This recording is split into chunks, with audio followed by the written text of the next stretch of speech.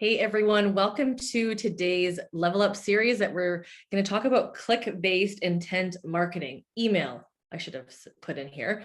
So we're going to talk all about email marketing, and I don't think people realize what a huge lead source this can be for your email database. This is sending out emails with intention instead of just randomly sending out a monthly email with cooking recipes and market stats. Like, this is something that is going to be valuable, and I'm going to just jump right in. If you have any questions, feel free to comment and we can answer those at the end. So just a little bit about me, if you've never heard about me before. I love my family, working hard on technology. I'm all about the automation, so you'll see this session is definitely about that. I'm a mom of 3 kids. I'm a second generation realtor. We have family focused business. I used to be a business coach with Tom Ferry. And of course, I'm a Real Academy instructor, and I'm a top producing agent with an assistant team. So we sell about 70 to 80 homes a year.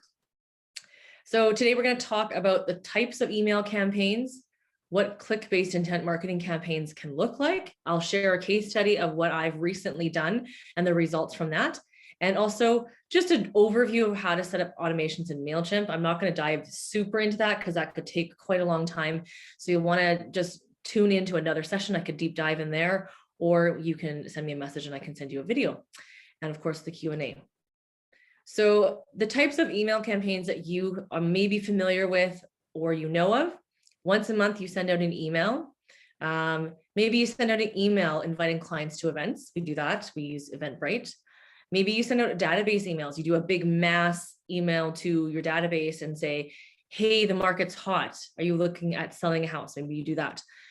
There's lead email campaigns, which are also known as drip. So anybody who does work with online leads, maybe you're working with the 10 days of pain or gain kind of email campaigns, which are automatic, and they're based on someone registering on your site.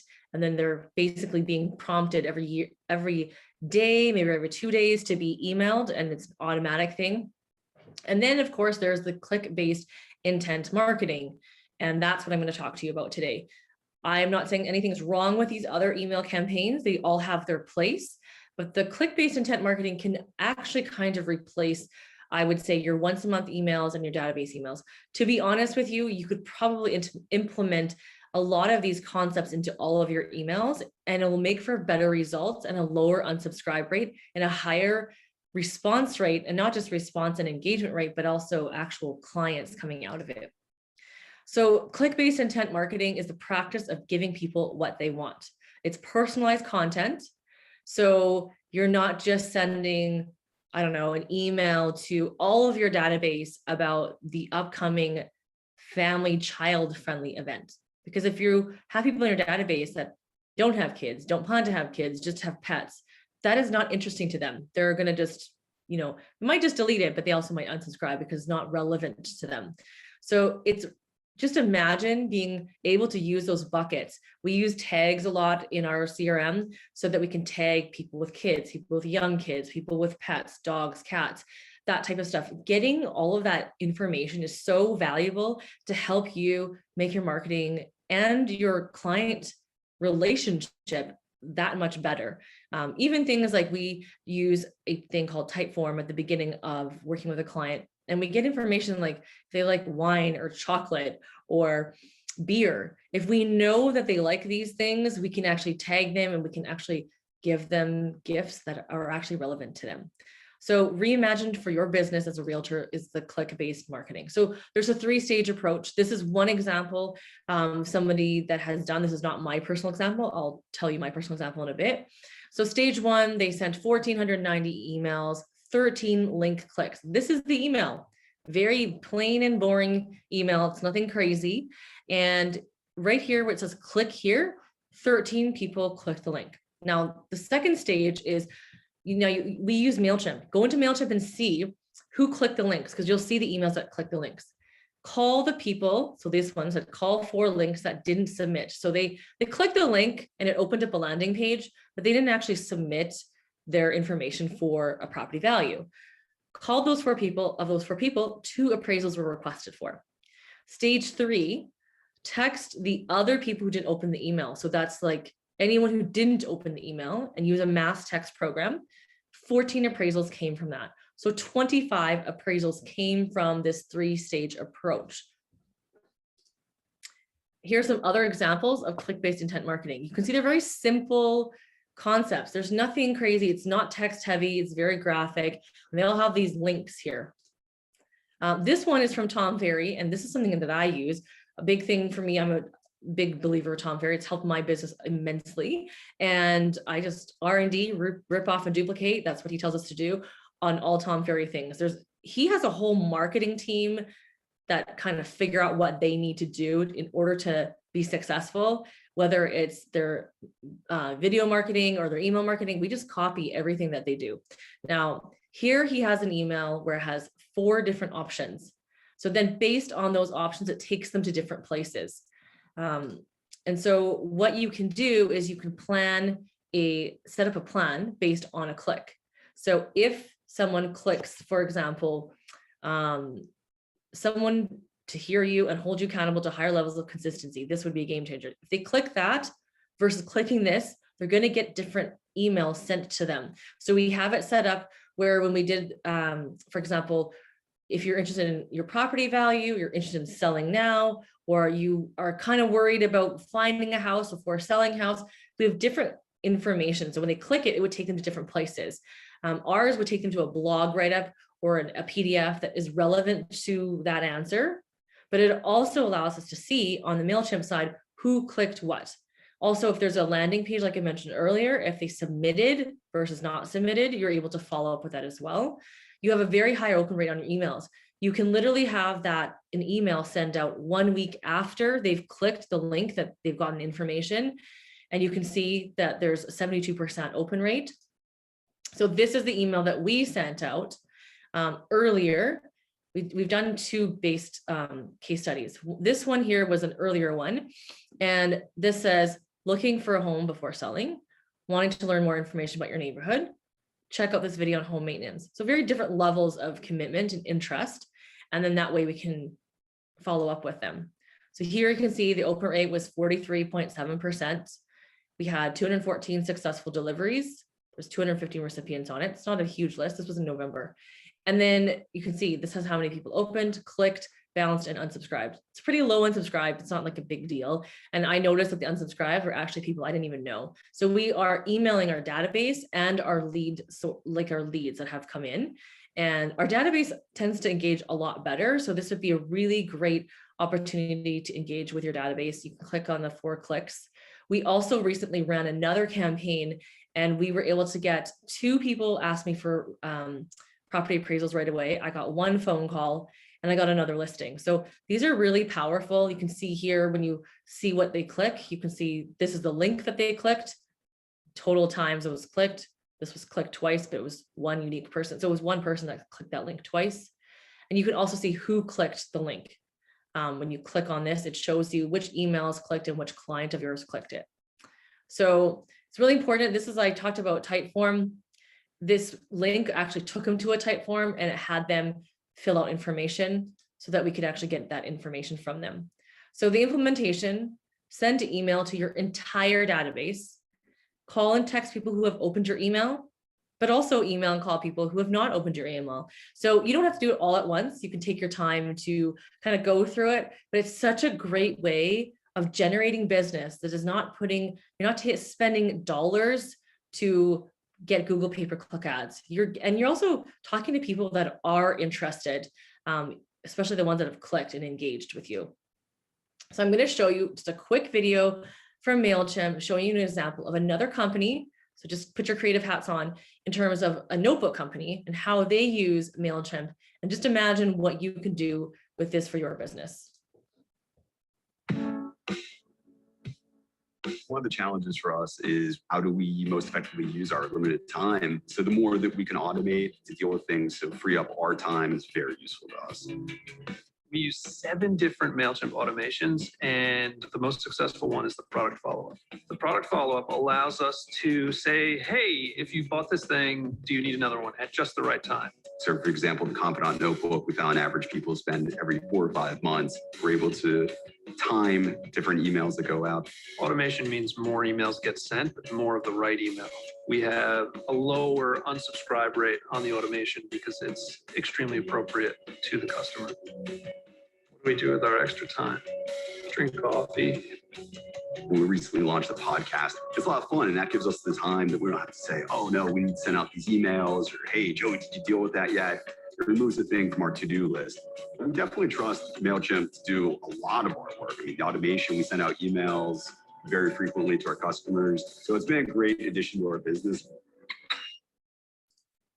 So just imagine you can use this in your business right before someone has hit their 1 year, 2 year, 4 year home anniversary, to kind of follow up with them, because you know that we all move houses and it's usually before that 5-year mark. So this is a really important tool that you guys can utilize that is free. Now, MailChimp automations, certain things you do have to pay for that, but it's well worth the minor cost that you have to pay. This allows you to set up logic and tracking, and CTA is call to action. If this, then that.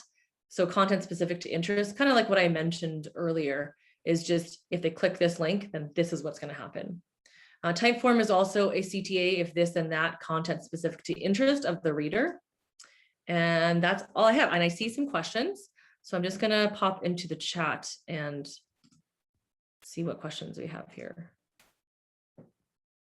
Does MailChimp do things that Chime can't? Okay, so I'm not familiar with the Chime email system setup. Gina, do you have any idea about that? So they would actually be part of what's called in Chime smart plans, Okay. where you could do the 1 year, 2 year, follow up. It's the if this then that. I mean, because you can. But do they have the ability logic to see who clicked on what link? So I found, like, on Follow Up Boss, I can that's see not they there yet. clicked. Okay, so I can see that they You can clicked see if they something. opened it or Right. unsubscribed, but you can't see where they clicked inside of it. Yes, and that's Like the a whole key of this. hotspot. Yeah, this is Okay. the whole key of click-based intent marketing. I tried really hard to just stay, because I use Follow Up Boss, and I tried to do that, but Follow Up Boss, even it did show like where the links, it showed the links, but if you hovered over it, it didn't even show me which exact link that they clicked. So it's really hard. Whereas MailChimp gives you that screen where you can see this 20 clicks. You click the 20, it shows you who the emails were that clicked it. So it's a lot more effective and productive to be able to reach out and follow up with people. It doesn't just show the open rate, it shows the click rate. Yeah. Now I know Joseph uses Constant Contact, and he's using, I don't know which ones. I mean, isn't MailChimp expensive? I just don't remember. I think we pay $20 a month. Oh, really? Okay. Well, that's not bad. We do not pay the like super crazy expensive amount. And I tried to stay away from it for a while and try to do it the other way, but it doesn't have that same effect. There's another one. Oh, I can't remember now. It's very complex though. There's another system that's not real estate specific as well. Like MailChimp's not real estate specific. And it has the whole like if then it's very complicated. It does the same type of thing, but MailChimp is nice and simple and easy to use. It needs to be simple. Yeah. Well, and I want it to look pretty. I don't want it to be ugly looking, right? Right. How do you use MailChimp? So what you can do is you can use Zap. So I use Zapier to zap between follow-up and MailChimp. So when I add a client into Follow Up Boss, it automatically enters them into MailChimp with all their tags. So then when I am doing an email campaign on MailChimp, I can send an email campaign based on their tags. So if you are in Chime, you can definitely probably have them talk to each other. I bet you Chime and I bet you there's a Zap. I'm checking to see if I think they're integrated. Zap is like yes, almost, they have a MailChimp and Connect integration. I yeah, can get that word out. Yeah, I would say Chime and Follow Up Boss are both CRMs, right? So CRMs, their specialty isn't necessarily to do email marketing.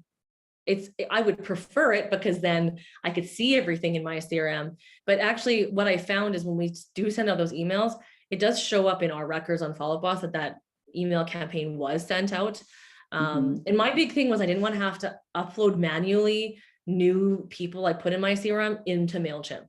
So the Zap solves that problem. Right. So there's no downloading, exporting, and importing back into that kind of stuff. So yeah, I think that they're getting more complex. I don't know who I just talked over. They're getting to that level in Chime to be able to do all that. They're adding so much, but I just But haven't as of had right time to now- look into Chime. no, I totally get, yeah, no, I do a lot of chime. So, Yeah. but, Great. yeah, it's getting there, but awesome. I love that. Who I- had a question? I think it was Lynn. I think that most CRMs, like we all want a whole all-in-one package deal. And in the 14 years I've been in business, there is nobody that's good at an all-in-one. There's just certain ones, they do better when they focus on one thing. That's what we tell agents to do when they're producing. You don't want to do, you can't do 500 things well. So why do you expect a company to be an all-in-one solution and to answer all your questions? Right? I mean, do you go us- to a doctor for like your knee repair? Do you just go to your GP? No, you go to a specialist. I mean, you Right. want the speciality on it. So. MailChimp is definitely like a specialist at marketing. I mean, that's their job that's their livelihood for like everyone, not just for themselves. I'm just going to go into pricing here and see. Yeah, $17 a month. That's Canadian. I know it's probably even cheaper for. Oh, American. I don't know. I'll have to look. So- I look at MailChimp. Yeah, it's really affordable. I mean, people spend hundreds of dollars a month on Oh. Google pay-per-click ads, right? BombBomb is what I was thinking. That's super expensive. Oh, BombBomb That- does not have the same. They can do stuff too as well. I just like Yeah. MailChimp better for what I just talked about. Yeah, Salesforce. Yeah. I had Salesforce, and because I'm a nerd when it comes to CRMs, I had one all created. I spent so much money. Salesforce is like overcomplicated. So then the more overcomplicated it is, the harder it is to implement these things. So Yep. again, like I said, with the MailChimp platform, being able to just go into a very user-friendly background to click, that's way easier for your time for prospecting. You know, it's like, okay, I'm going to open up my MailChimp account. I'm going to log in. Oh, great. 10 people clicked. I'm going to open that up, pull up my phone, start calling people, texting people.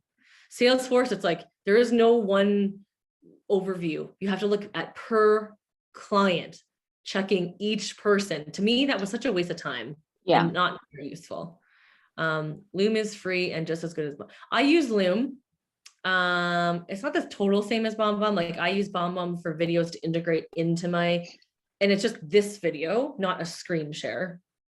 And Loom is only free up until a certain amount. So you only get like 5 minutes of recording.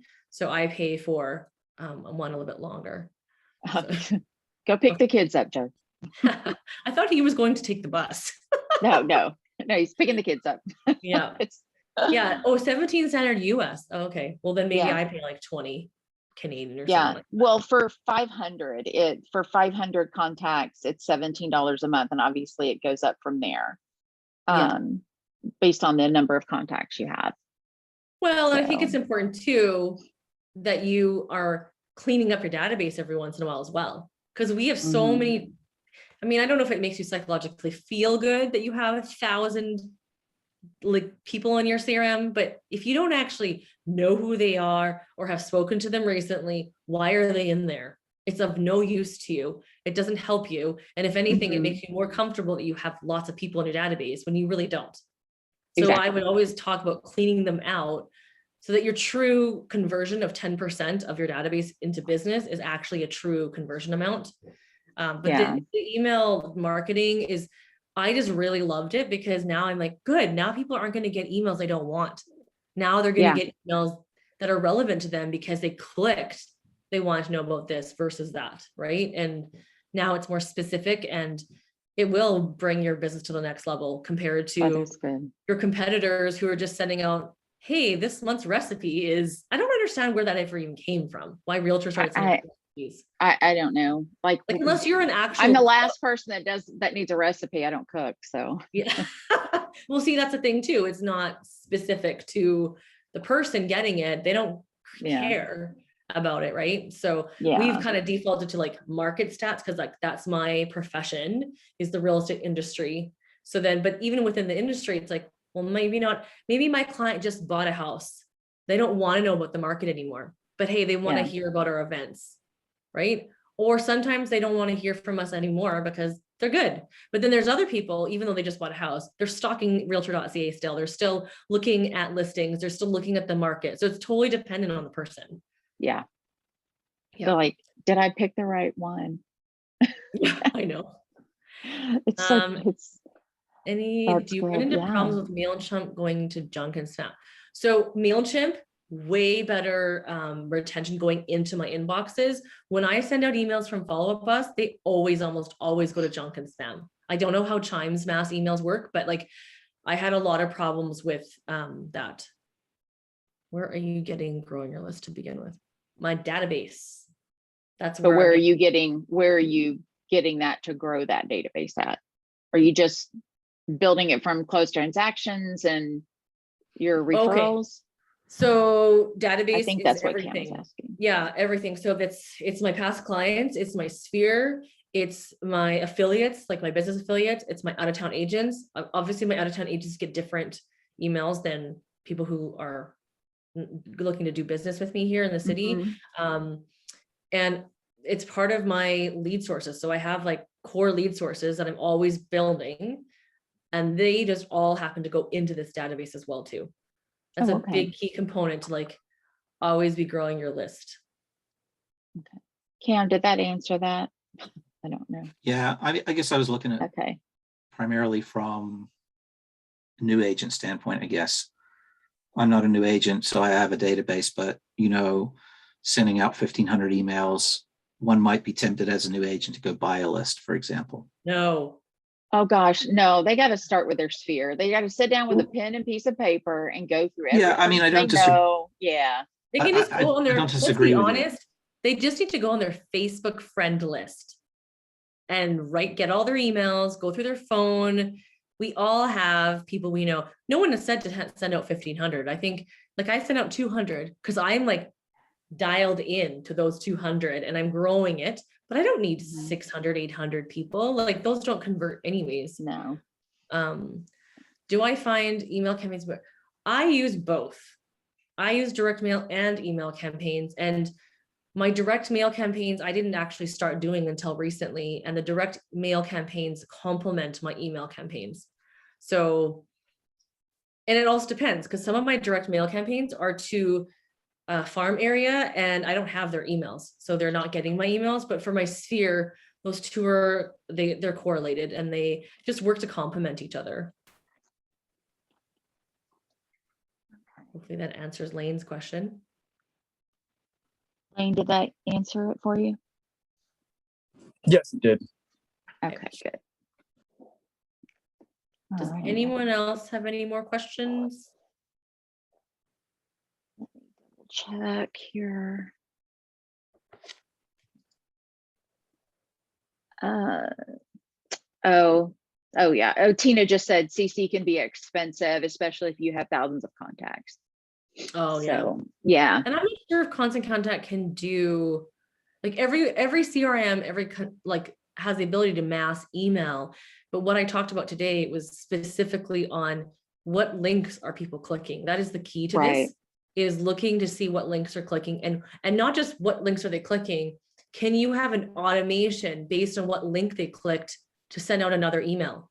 Oh, that's beautiful. So, yeah. Right? Like I don't have to go and go, oh, these 5 people click this link. Now I have to set them up on another like campaign. MailChimp already knows when they click this, then this is going to happen. Now they're going to get this email 2 days from now, this email 3 days from now, this one next month, this one next month. Right? So can you teach a class on that? Yeah, I can do that. I mean, seriously, I think that the practicality of like just watching somebody set it up and showing us like what you're doing in there, I think would be super helpful to people. Lynn said, well, that can be the like next like 201 or 301 series, oh, right? Yeah. Yeah. Because did someone work with you to set up your automation at MailChimp, or do you need to be a tech wizard? I watched a bunch of YouTube videos and then my assistant and I just figured it out, but I'm happy to just do another class where I actually just show you how to set one up. And then it'll just be like a tactical, today I'm just going to show you how to set up a click-based intent marketing campaign. And then people can kind of just use that recording to an actual like how-to tutorial. That would be awesome. Yeah. And then in terms of how it was constructed, I guess that's something like obviously MailChimp doesn't think up. You have to think up what you want and then implement it. So I can do that when we do the next class and can because that would probably take the full hour, to be honest. Right. No, yeah, definitely. That's why I didn't I want think to go that- into it today. Yeah, no, I totally understand that. I think I that, wanted to show you guys some results of like why Yeah. you would do this, how much it costs, and the result and the actual action that's taken. And the fact is, like, if you saw some of my old examples, some of them weren't pretty, but they still worked. It's a great way to get listings from your database for sure. right. I love that. All right, All well, right. Well, I think we're good. yep, thank you Can I everyone. ask Awesome. one last Oh, minute wait. technical Yes. question? Yep, I'm not, I mean, I know MailChimp, but I'm not a subscriber, but do they, when you're sending email through MailChimp, are they sending it using, like a proxy email address or are they using, is it coming from your email? So it's you coming from my email when they may respond. run it the comes- risk of being blacklisted or something like that. No, it comes directly from my email. Okay. So when they respond to the email, it comes right back over to me. Here, I'll just share my screen and I'll show you inside my account. So let's go to campaigns.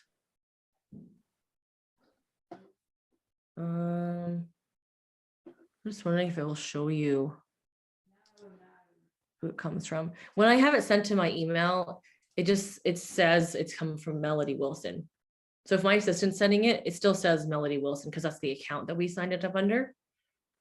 This is also a click-based one. Everything becomes click-based in our world because now if someone clicks it versus not clicks it, they get different emails that come after it. I don't think there's anything in here. But yeah, it does come directly from your email. It says your name. It's part of their thing. Just trying to see. No, I don't see it. And automations is actually where you need to go. And this is where you have to pay for it. So you can use MailChimp for free, but automations is this whole other thing. Like this is based on the email that we sent on March 25th about peak prices. 8 started, 8 completed. So this is like how many people clicked on the link, and then that's how many people went into these campaigns and journeys that were created. So I can go through, basically I would be going through and showing you how to do this part. Next class. All right. Oh, let me just see. All right. Well, thank you so much, guys. And we will chat next time. Thank you. Thank you. Bye. Bye. Thank you.